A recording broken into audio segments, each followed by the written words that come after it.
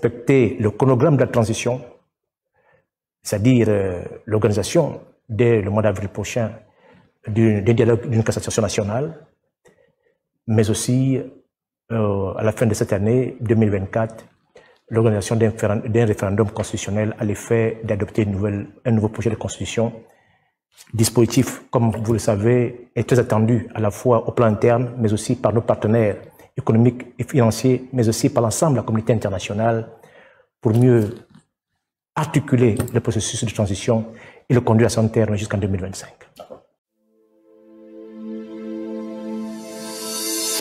Ensemble, le président, dans son adresse, a fait un certain nombre d'annonces. Il a également parlé des grands travaux, de la mise en place de plusieurs projets, notamment la ville éblouissante et fière.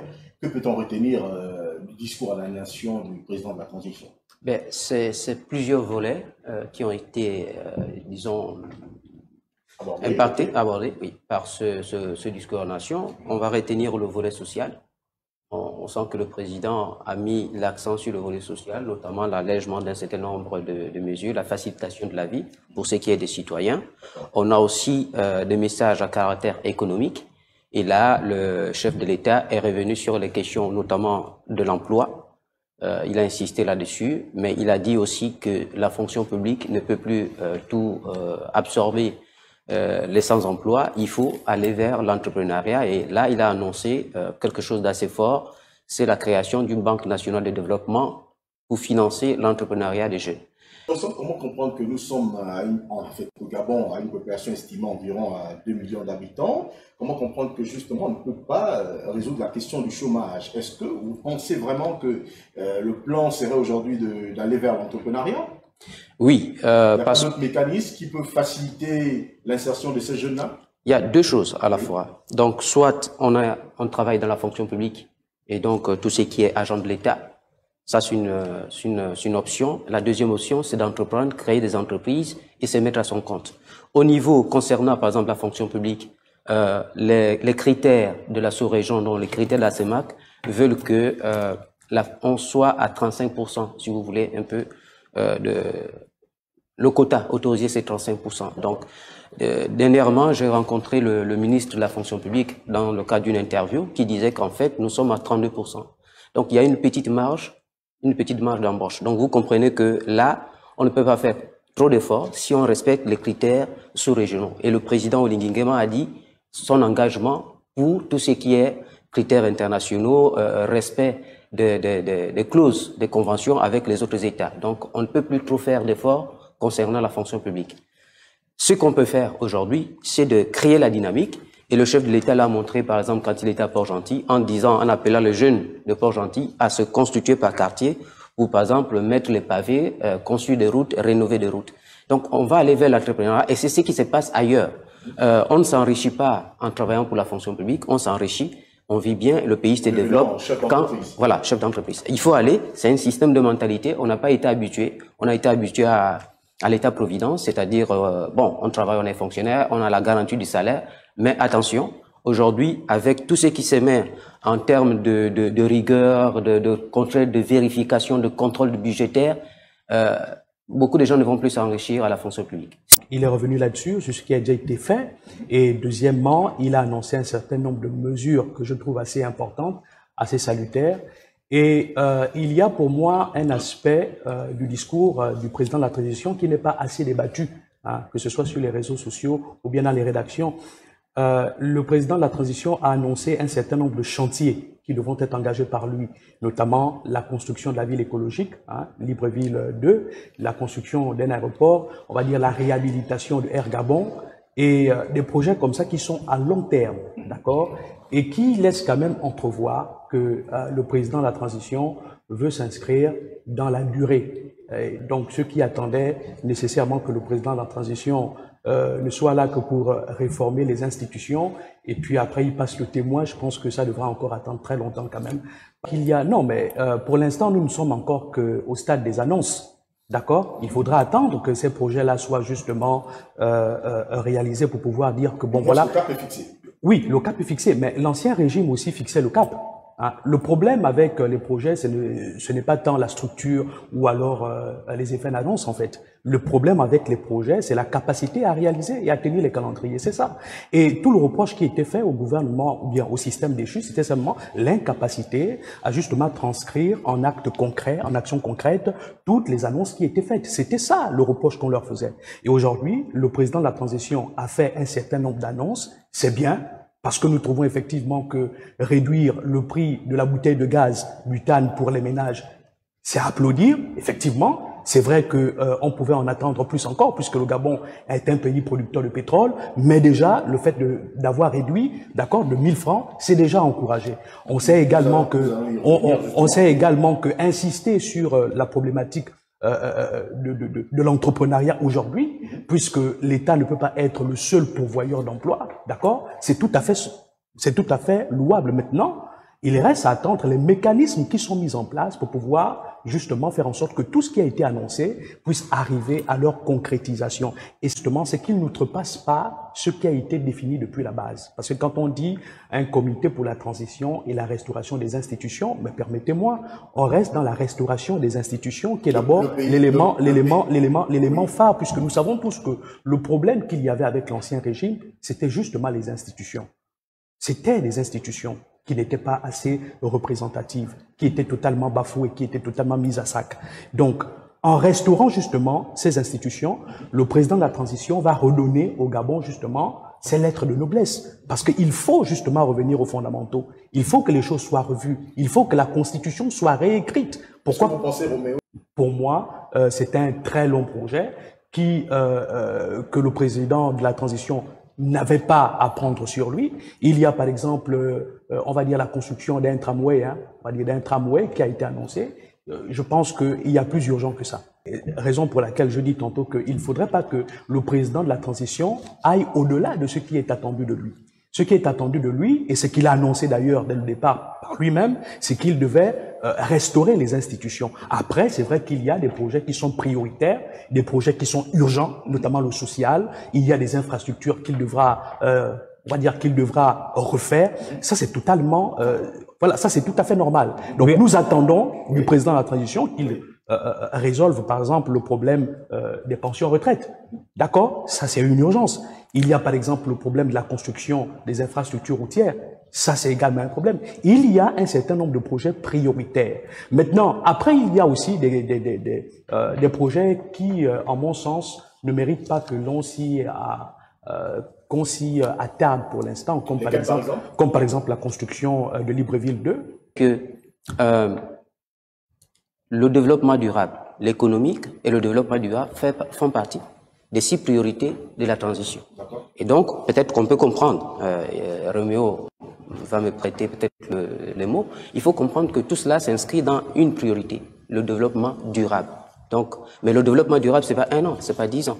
Ça veut dire qu'on lance Libreville 2, mais ça ne veut pas dire que Libreville 2, c'est en 2 ans. Non, ça veut dire que c'est en 100 ans. 100 000 ans. Nous serons peut-être plus sur Terre, mais Libreville 2 va continuer à se construire et aller peut-être jusqu'à Bifoul. Avec ce coup de libération, c'est tout le monde qui gagne. Aujourd'hui, on commence à payer la dette intérieure. Voilà. Ça profite à toutes les entreprises installées au Gabon et aux investisseurs étrangers également. Les investisseurs étrangers peuvent tranquillement venir au Gabon, signer des contrats, ne plus faire comme avant.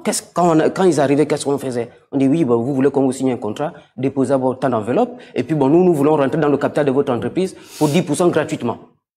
C'est-à-dire vous donnez comme ça, sans rien faire. Voilà ce qui se passait. Avec ce coup de libération, comme nous l'appelons au Gabon, je l'ai appelé depuis le 31 août, moi coup de libération. Oui, ça nous a libérés. Avec ce coup de libération, aujourd'hui, n'importe quel pays peut faire des affaires avec des autorités responsables, qui ne demandent pas de pot de vin, qui ne demandent pas à entrer dans les actions sans verser un copec au capital. Donc, cette diplomatie aujourd'hui profite à vous. Ce qui s'est passé au Gabon profite à tous. Tous ceux qui font des relations, ceux qui sont en relation d'affaires, en relation de coopération, les entreprises chinoises, françaises, occidentales, etc., gagnent. Les hommes d'affaires camerounais gagnent à faire des affaires parce que le climat est redevenu normal et tranquille. Les gens peuvent dépenser. Vous avez vu, le 31 décembre, les Gabonais se sont amusés. D'accord. Ça fait longtemps. La question relative à l'attribution de la bourse fait couler beaucoup d'encre et de salive. Finalement, Roméo, il se dit beaucoup de choses. La bourse aujourd'hui, qui est finalement habilité à recevoir la bourse? Alors, avant de répondre à la question de savoir qui est finalement habilité à recevoir la bourse, il faudrait d'abord aller sur... Je peux poser ma question autrement. Oui. Qu'est-ce que les dispositions, justement... oui, non, mais les dispositions sont claires. Disent par rapport à cela. D'accord, les dispositions sont claires. Moi, j'ai parcouru le texte encore hier, et le texte est clair. C'est tout élève qui valide, d'accord, la moyenne de 10 sur 20, et cette bourse est payée au trimestre. Donc, c'est ce que disent moi, je l'ai encore lu hier, d'accord, dans le journal officiel. D'accord. Alors, il se trouve simplement que lorsque nous autres aussi, nous étions à l'école, nous bénéficions de cette bourse, et cette bourse, justement, elle était payée à tout élève qui obtenait un 10 sur 20. Ça, c'est clair. Et aujourd'hui, justement, avec, on va dire, dès les premières annonces du président de la transition, en septembre dernier, il se trouve simplement qu'il avait dit qu'il devait réhabiliter la bourse scolaire. Alors, dans l'esprit des parents d'élèves, dans l'esprit des populations, c'était justement la réhabilitation avec tout ce qui va avec. Est-ce que vous voyez un peu? Bon, aujourd'hui, on a suivi un peu le débat. La ministre de l'Éducation nationale est passée à la télévision a expliqué que non, désormais, pour avoir cette bourse, il y a des conditions. Les voici. Alors ça, c'est normal que ça crée un peu des émules un peu sur les réseaux sociaux, dans les conversations, ici et là. C'est tout à fait normal. Il ne fallait pas attendre, il fallait pas en attendre le contraire. Il faut simplement dire que moi, je pense quand même que ce réaménagement aurait dû peut-être se faire autrement, bien avant. Voilà, bien avant, parce que c'est comme disent certains aujourd'hui, on ne change pas les règles en cours de match, d'accord? Il fallait le dire avant, il fallait le préciser avant pour que dans les esprits... C'est une technique politicienne? Oui, ce sont des manœuvres politiciennes. Et moi, je me dis que le président de la transition a été quelque peu jeté en pâture par les conseillers du ministère de l'Éducation nationale, d'accord? Il a dit des choses. Maintenant, après, pour la faisabilité, il aurait quand même fallu que l'on dise, d'accord, au président de la transition et que l'on fasse des efforts. Parce que s'il faut payer la bourse aux enfants, d'accord, aux enfants, il faut justement respecter les textes. Et les textes disent quoi? Respectons-les. Maintenant, si vous voulez créer, on va dire quoi, une bourse d'excellence, créez-la. Simplement pour les élèves qui auront 12 sur 20, 13 sur 20, 17 sur 20, que sais-je. Il y a des élèves justement qui atteignent aujourd'hui dans les lycées et collèges 16 sur 20, 15 sur 20. Voilà, donc si vous voulez créer une bourse d'excellence, d'accord, créez-la. Mais si vous voulez réhabiliter la bourse avec tout ce qui va avec. Et moi je crois que au-delà même de réhabiliter la bourse, moi je pense que l'idée même de réhabiliter la bourse a été... peut-être une mauvaise idée. Moi, je pense qu'il y a aujourd'hui des infrastructures, d'accord, qui manquent beaucoup dans le secteur éducation. Moi, j'ai parcouru le pays dans le cadre de mes reportages, documentaires et autres. Je vous assure que le pays manque cruellement d'infrastructures. Il aurait fallu quand même, d'accord, investir là-dedans pour que les conditions d'apprentissage des enfants soient améliorées et que les conditions et aussi d'exercice, d'accord, de la fonction d'enseignant, d'accord, soient aussi rehaussé. D'accord. Voilà. Ils en sont pour rester. Je constate que les élèves sont nombreux et que ça coûte cher. On prépare la communication. Voilà. On ne crée pas la dissonance avec le discours du chef de l'État. Le chef de l'État a parlé. Et puis le ministre vient, non, ce n'est pas bien. Ça crée la cacophonie. Ça me rappelle ce que le chef de l'État avait dit. Ni majorité, ni opposition. Et puis, le président de l'Assemblée nationale, et je le répète sur ce plateau, a créé une majorité PDG indirectement. Ça, ce n'est pas bien. Ça crée le désordre et ça réveille dans l'esprit collectif le passé qui nous a malmenés.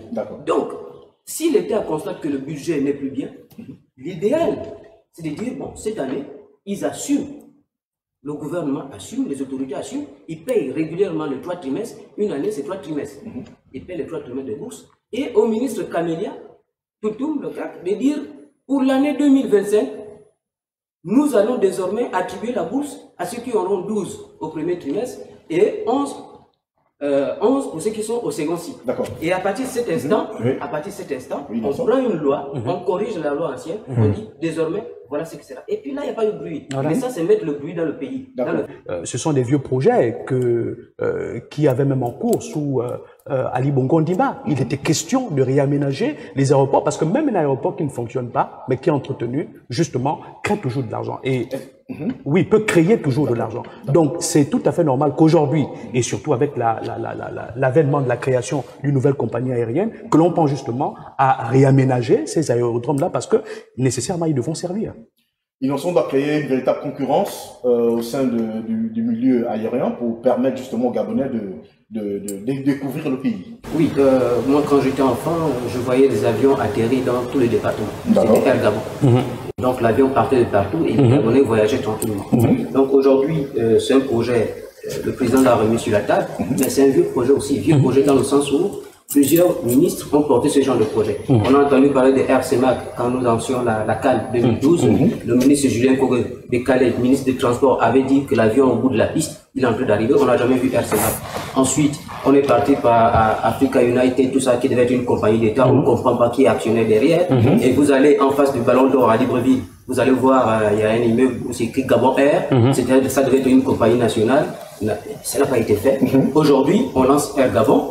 Le retour de Air Gabon, c'est très bien. Nous espérons simplement que ce projet va voir le jour et cela va permettre aussi de faciliter les transports pour ceux qui en ont. Si on l'a fait à l'époque, desservir tous les départements en avion, on peut le faire. On peut aussi aller sur la scène internationale. Je pense qu'on a la compétence.